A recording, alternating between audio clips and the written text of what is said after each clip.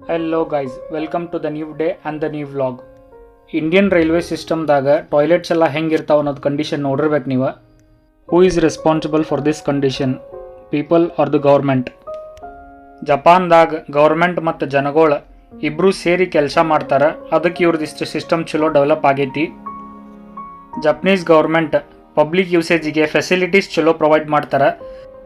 ಕೊಟ್ಟಿರುವಂತಹ ಫೆಸಿಲಿಟೀಸ್ನ ಚಲೋತಂಗೆ ಯೂಸ್ ಮಾಡೋದು ಜನರ ರೆಸ್ಪಾನ್ಸಿಬಿಲಿಟಿ. ಆ ರೆಸ್ಪಾನ್ಸಿಬಿಲಿಟಿನ ಕರೆಕ್ಟ್ ನಿಭಾಯಿಸ್ತಾರಿಲ್ಲೇ. ಇದು ನೋಡ್ರಿ, ಸಿಂಕಾನ್ಸನ್ ಒಳಗಿರುವಂತಹ ಬಾತ್ರೂಮ್ ಎಷ್ಟು ನೀಟ್ ಐತಿ, ಎಷ್ಟು ಕ್ಲೀನ್ ಐತಿ. ಇಂಥ ಫೆಸಿಲಿಟಿ ಬರೀ ಒಂದೇ ಭಾರತದಾಗ ಅಷ್ಟ ಐತಿ. ಇಲ್ಲಿ ನೋಡ್ರಿ, ಒಂದು ಬಟನ್ ಐತಿ, ಕಾಲ್ ಬಜರ್. ಇದನ್ನು ಪ್ರೆಸ್ ಮಾಡಿ ನಿಮ್ಗೆ ಏನರ ಇಶ್ಯೂಸ್ ಇತ್ತಂದ್ರೆ ಅವ್ರಿಗೆ ಹೇಳಿದ್ರೆ ಬಂದು ಸಾಲ್ವ್ ಮಾಡ್ತಾರೆ.